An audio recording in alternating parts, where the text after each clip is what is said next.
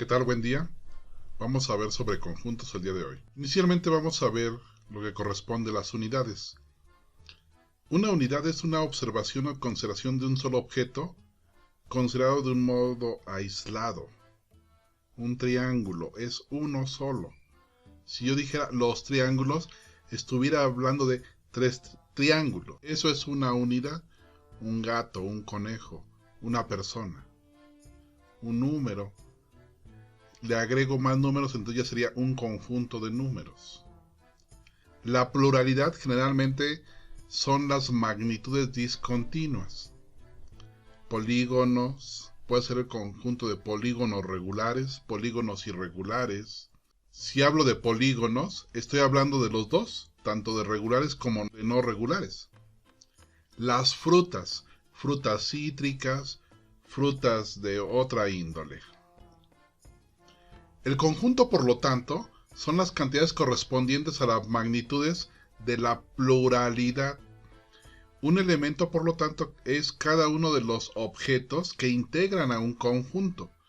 A todos los elementos se les puede añadir uno de sus elementos o también se les puede quitar uno de sus elementos. Observemos el ejemplo de estas figuritas. Decimos los animales y tenemos un pez, un zorro, una tortuga, un ratón, una babosa. También tenemos a un murciélago, a una paloma y a un cotorro. Pero si decimos los animales que vuelan, únicamente estoy hablando de la paloma, el cotorro o el murciélago. Hago una discriminación de los otros elementos. Por lo tanto, para aterrizar esta idea del elemento, es aquello que podemos imaginar único, individual, independiente y distinto de los demás. Por ejemplo, una persona, un pájaro, una flor, un automóvil. Los elementos no tienen que ser cosas tangibles. En alguna ocasión simplemente es un pensamiento, una idea, un sentimiento. ¿Qué es en sí el conjunto? Es la agrupación de varios elementos. Si yo indiqué los animales y puse varios animales, estoy agrupando varios elementos que compartieron características. ¿Cuál es su característica? Ser un animal. Esa fue su característica. Por lo tanto, formaron un conjunto. Por ejemplo, una flor se puede agrupar con otra de su misma especie para que nos quede un conjunto de rosas. Los conjuntos pueden volverse a su vez elementos en sí, ya que pensaremos que un ramo de rosas se puede descomponer en rosas simples. Hay una relatividad con respecto al término conjunto y elemento. Lo que es un conjunto en general puede tener a su vez varios subconjuntos o unidades inferiores. Decimos la escuela de negocios. Es un conjunto en general. ¿Qué subconjuntos puede tener? La carrera de contabilidad, la carrera de administración, la carrera de finanzas, la carrera de mercadotecnia. Estas mismas en sí son un conjunto. La carrera de mercadotecnia, porque va a haber un subconjunto que va a ser los alumnos del primer cuatrimestre, alumnos del segundo cuatrimestre, alumnos del tercer cuatrimestre, hasta alumnos del noveno cuatrimestre. Y si dentro de esos cuatrimestres existieran dos grupos, el grupo 3018, el grupo 3028, ya existirían inclusive subconjuntos. Es relativo entonces el término conjunto y elemento. Diferentes especies de conjuntos existen, como son los homogéneos, simplemente cuando los integran de su misma especie. Los heterogéneos cuando son de diferente especie. Observemos en la parte izquierda automóviles azules, cubos de Lego, cartas de la baraja. De este lado tengo las frutas, las verduras. Entonces ahí existen conjuntos. Por un lado, homogéneos, porque son elementos que integran de una misma especie. Y por otro lado, si junto yo frutas y verduras, voy a hacer un conjunto heterogéneo, porque son de diferente especie. Muchas divisiones existen, así es que vamos a estar viendo varias. Uno de ellos son los ordenables. Cuando un conjunto puede fijarse un criterio de ordenación. Ustedes, si les digo, vamos a ordenarnos de las letras del abecedario en su apellido. Bueno, pues se van a ordenar A, B, C, D, a la Z. Ese sería el orden ascendente. Les digo, ok, conforme su apellido, pero en orden descendente. De la Z a la A, considerando el primer apellido. Vamos a ordenarlos conforme su fecha de nacimiento. Los más recientes primero y los más longevos al último. Hay una forma de ordenarlos. Ahora, hay algunos conjuntos que no son ordenables, como es el caso de intenten ordenar las moléculas de gas de un globo. No va a ser posible. Existe un conjunto unitario. ¿Por qué existe un conjunto unitario? Porque existe nada más un solo elemento. Nuestro Sol, decimos, el sistema solar tiene un Sol. Por lo tanto, tiene un conjunto unitario, un solo elemento. Sin embargo, también existirán conjuntos vacíos. Los conjuntos vacíos es aquel que no tiene ningún elemento. Otro tipo de conjuntos es que son finitos. ¿Qué quiere decir esto? Que posee un número limitado de elementos. Cuando todos los elementos de un conjunto, sean o no entes materiales, pueden ser ordenables uno por uno. Y aunque no fueran ordenables, todos sabemos cuáles son todos los elementos que integran el conjunto. Por otro lado, existen conjuntos infinitos. Si nos ponemos a considerar los números, son infinitos, no vamos a terminar nunca. Entonces los conjuntos en los cuales si se intentase considerar uno por uno sus elementos real o imaginariamente, no tendría fin. Esos son conjuntos infinitos. Aparte de los números, está el caso de estrellitas, ¿no? Hay conjuntos equivalentes. Se entiende por conjuntos equivalentes cuando dos conjuntos o más tienen, fíjense aquí la situación, el mismo número, la misma cantidad de elementos, no importa qué tipo sean, si son diferentes, que un conjunto sean equivalentes. 4 niños, 4 niñas, 4 jóvenes, 4 señoritas, 4 adultos, hombres, 4 adultos, mujeres. Son equivalentes, no son iguales.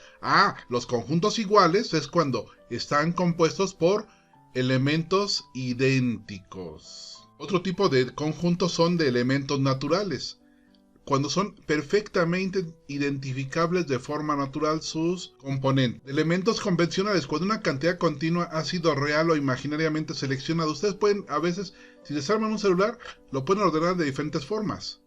Son elementos convencionales como ustedes quieran ordenarlos. Cuando una cantidad continua ha sido real o imaginariamente seleccionada, en elementos artificiales iguales el conjunto se comporta de un modo similar de maneras discontinuas. Al comparar conjuntos pueden suceder que ocurran estas cosas, que todos los elementos del conjunto K, en un ejemplo, estén en el conjunto L y viceversa, que todos los del L estén en el K.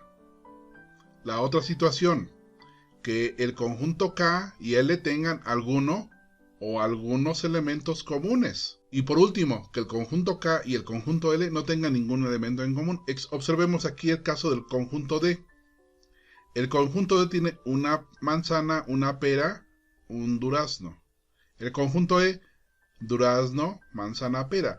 Aquí tenemos, en el momento de compararlos, que son iguales. ¿Por qué? Porque tienen exactamente los mismos elementos. Hay subconjuntos. El año 1970 tuvo subconjuntos. ¿Cuáles fueron sus subconjuntos? Los meses del año.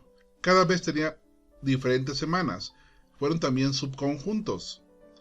Para que tengamos un ejemplo, imaginemos al subconjunto A es un subconjunto del conjunto B, si cada elemento del conjunto A su vez es un elemento del conjunto B. Vamos a considerar ahora los conjuntos coordinables y los no coordinables. Supongan ustedes que van a una fiesta.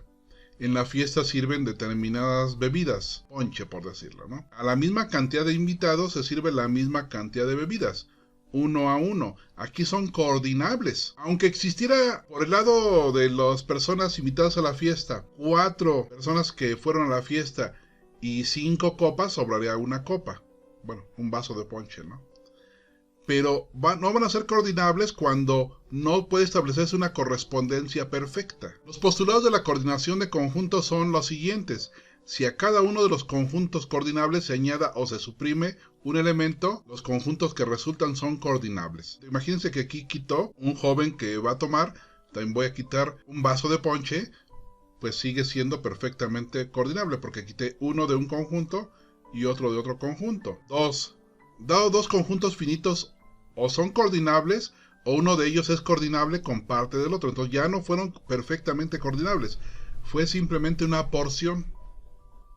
El punto 3. Si dos conjuntos finitos están coordinados de cierta manera, la coordinación será posible de cualquier otro modo que se ensaye. Un corolario. Si dos conjuntos finitos no son coordinables de cierto modo, la coordinación nunca será posible, cualquiera que sea el modo de ensayarla. Es lo contrario al punto 3, ¿verdad? Caracteres de la coordinación de conjuntos. Carácter idéntico. Todo conjunto es coordinable con sí mismo. Tengo el conjunto A, que tiene los elementos 1, 2, 3. Y por otro lado tengo al conjunto A, que ya sé cuáles son sus elementos 1, 2 y 3. Entonces va a ser perfectamente coordinable A con A. Carácter recíproco. Si un conjunto es coordinable con otro, ese otro conjunto es coordinable con el primero. El carácter transitivo. Si un conjunto es coordinable con otro y este es coordinable con un tercero, el primero es coordinable con el tercero. A con B pues son coordinables y B con C son coordinables, entonces A con C son coordinables. ¿Cómo se establece esa relación de conjuntos? Esta E, que parece como si fuera un euro, en el caso del primero, y el otro ya tiene ahí el símbolo tachado, bueno, significa pertenencia, no es un euro, es el símbolo de pertenencia en conjuntos. Este símbolo se usa para representar que un elemento determinado hace parte del conjunto señalado. Asimismo, representamos que un elemento no pertenece cuando lo estamos cruzando con una línea. Este símbolo, recordemos, significa pertenencia. Y cuando lo cruzamos con una línea va a indicarnos no pertenencia. La intersección es como si fuera una U volteada. Tengamos cuidado, porque voy a utilizar una U para el conjunto universo.